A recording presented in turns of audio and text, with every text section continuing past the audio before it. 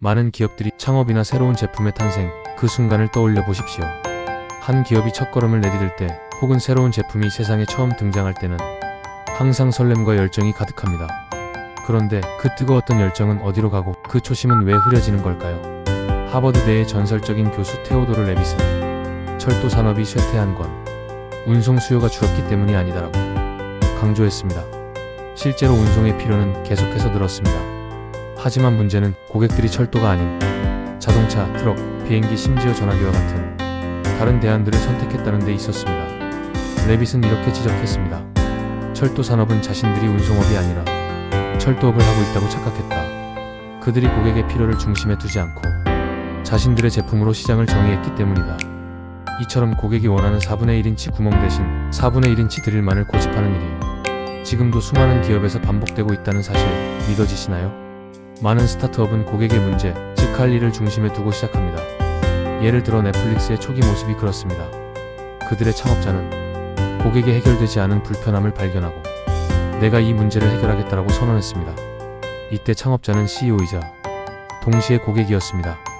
결과적으로 이노베이터와 고객의 간극은 없었고 고객의 갈등과 맥락에서 혁신의 단서를 찾아냈습니다. 우리는 이를 수동적 데이터라 부릅니다. 이 수동적 데이터는 조용하고 미묘합니다. 그 자체로는 큰 목소리를 내지 않고 그 안에 숨겨진 기회를 알아차리기 쉽지 않습니다. 하지만 그것이야말로 혁신의 진정한 씨앗입니다. 그러나 제품이 출시되고 시장에 자리 잡게 되면 기업은 점차 고객의 갈등과 맥락을 잊습니다. 이때부터는 수동적 데이터 대신 새로운 데이터, 즉 능동적 데이터가 기업의 초점을 차지합니다. 여기서 능동적 데이터란 매출 수치, 클릭 수, 고객 설문조사와 같은 구체적이고 명확한 정보를 말합니다. 이 데이터는 처음에는 기업의 확신과 안정감을 줍니다. 하지만 문제는 이 데이터가 고객의 진짜 문제를 해결하려는 목적이 아니라 숫자를 관리하는 과정으로 기업을 이끈다는 데 있습니다. 관리자들은 이런 능동적 데이터가 영업 성과를 보여주는 명확한 지표라고 생각하며 할 일을 대신해 숫자에 매달립니다. 그러면서 고객의 진짜 문제는 점차 뒷전으로 밀려납니다. 철도 산업은 운송업의 본질을 놓친 채 자신들의 제품, 철도로만 사업을 정의했습니다. 그 결과 자동차나 비행기 같은 새로운 대안들의 시장 점유율을 빼앗길 수밖에 없었습니다.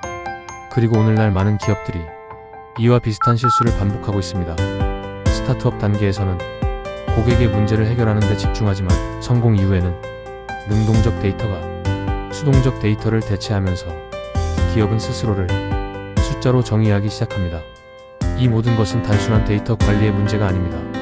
더 많은 데이터가 쏟아져 나올수록 그리고 기업 내부의 관리 계층이 많아질수록 문제는 더 심각해집니다.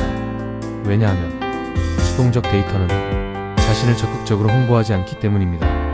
결국 기업은 점점 더 할 일 대신 숫자 관리에 초점을 맞추며 초기의 목적을 잃게 됩니다.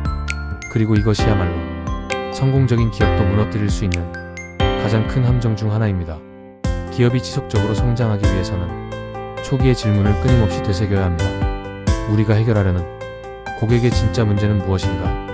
수동적 데이터에 숨어있는 고객의 목소리를 듣고 끊임없이 질문하며 그 맥락 속에서 새로운 혁신의 기회를 찾아야 합니다.